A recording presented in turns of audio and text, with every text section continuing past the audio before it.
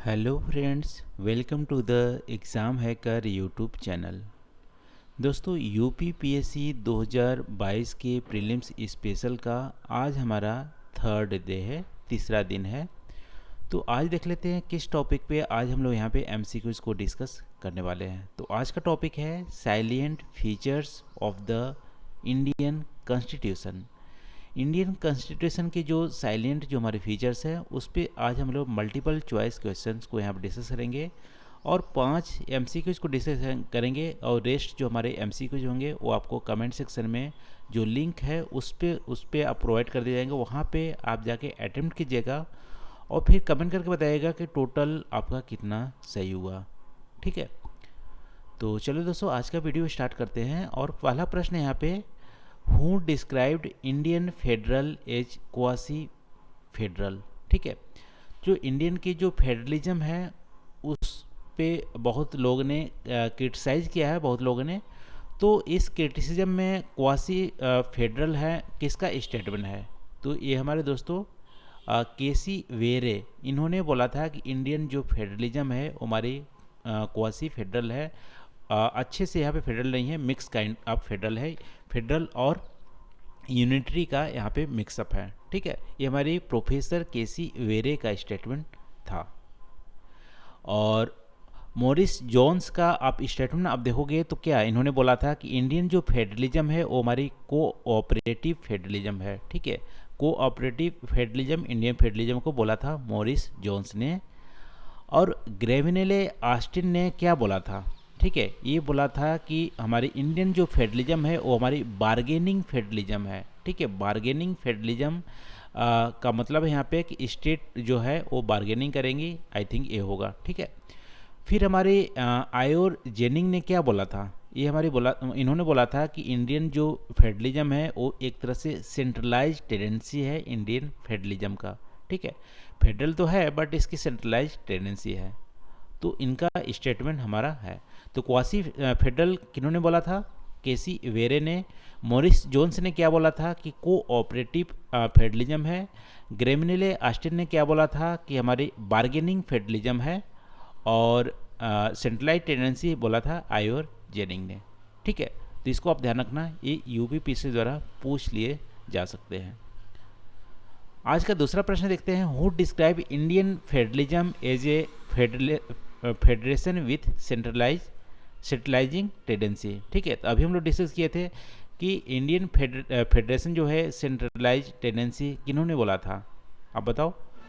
तो हमारे बोला था आयोर जेनिंग ने। ठीक है, तो इसका आंसर हमारे 2 का डी हो जाएगा। यहाँ पे रिवीजन करते चलते हैं। केसी वेरे ने क्या बोला था? क्वासी फेडरल है। मॉरिस जोन्स ने क्या बोला था? कोऑपरेटिव फेडरलिज्म है। ग्रेमिनेले आस्टिन ने क्या बोला था? कि हमारा बार्गेनिंग फेडरलिज्म है। और आयोर जेनिंग ने क्या बोला था? कि जो हमारे फेडरलिज्म है वो हमारी सेंट्रलाइज टेंडेंसी है इनकी। तो 2 का हमारा यहाँ पे डी आंसर हो जाएगा। तीसरा अगेन यहाँ पे पूछ रहा है कि who described Indian federalism as a bargaining federalism. अब बताओ इसका आंसर क्या होगा? बार्गेनिंग किन्होंने बोला था? ये हमारा सी हो जाएगा। ग्रेविनेले आस्टिन ने बार्गेनिंग फेडरलिज्म बोला था। आइवर जेनिंग ने क्या बोला था? कि हमारे जो क्वासी फेडरल है। ठीक है, नहीं, आइवर जेनिंग ने क्या बोला था? कि हमारी सेंट्रलाइज टेंडेंसी है। केसी वेरे ने बोला था कि क्वासी फेडरल है। मॉरिस जोन्स ने क्या बोला था? कि हमारी कोऑपरेटिव फेडरलिज्म है। ठीक है, तो इसका आंसर हमारा 3 का सी हो जाएगा, ग्रेविनेले आस्टिन।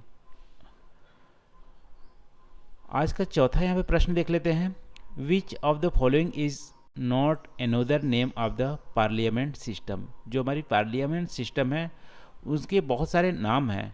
ठीक है, तो इनमें से कौन सा पार्लियामेंट सिस्टम को अदर नेम हमारा नहीं है?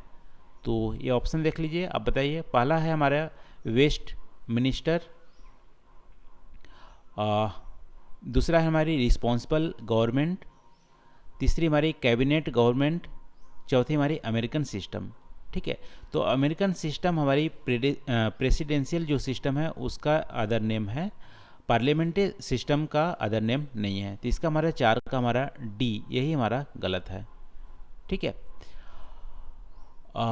पांचवा देख लेते हैं यहाँ पे, how many types of fundamental rights are provided by the Indian constitution, हमारी संविधान, भारतीय संविधान में कितने टाइप की फंडामेंटल राइट्स प्रोवाइड किए गए हैं। ठीक है, तो फंडामेंटल राइट्स हमारे कितने टाइप के प्रोवाइड किए गए हैं।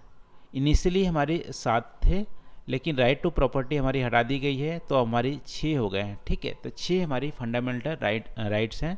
कौन कौन सी हैं?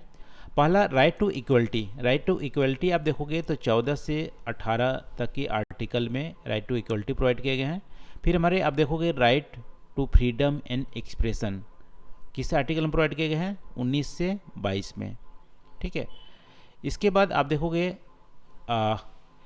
देखोगे तो राइट अगेंस्ट एक्सप्लॉयटेशन प्रोवाइड किए गए हैं, वो हमारे 23 से 24 आर्टिकल में दिए गए हैं। और फिर फ्रीडम ऑफ रिलीजन प्रोवाइड किए गए हैं, किस आर्टिकल में? 25 से 28 में। ठीक है, इसके बाद क्या प्रोवाइड किए हैं? कल्चरल एंड एजुकेशन जो राइट है वो भी प्रोवाइड किए गए हैं, वो आपको दिए गए हैं 29 से 30 आर्टिकल में। और एक हमारा क्या है? कॉन्स्टिट्यूशन रेमेडीज़, वो हमारी 32 जो हमारी आर्टिकल है वहाँ पे प्रोवाइड किए गए हैं। ठीक है, तो ये हमारा होगा 1 2 3 4 5 6 टाइप की फंडामेंटल राइट्स हमारे इंडियन कॉन्स्टिट्यूशन में प्रोवाइड किए गए हैं। इसका आंसर हमारा हो जाएगा 5 का बी। तो आज हम लोग यहाँ पे डिस्कस किए साइलेंट जो हमारे फीचर्स हैं इंडियन कॉन्स्टिट्यूशन का, उसके 5 MCQs को आज हम लोग डिस्कस किए यहाँ पे। और रेस्ट जो हमारी मल्टीपल चॉइस क्वेश्चन है वो आपको कमेंट सेक्शन में नोट्स हैं वहाँ पे मिल जाएंगे, वहाँ पे जाके आप अटेम्प्ट कीजिएगा। तो आज के लिए बस नहीं दोस्तों, थैंक यू फॉर वॉचिंग। मिलते हैं अगले वीडियो में नए टॉपिक के साथ। Thank you.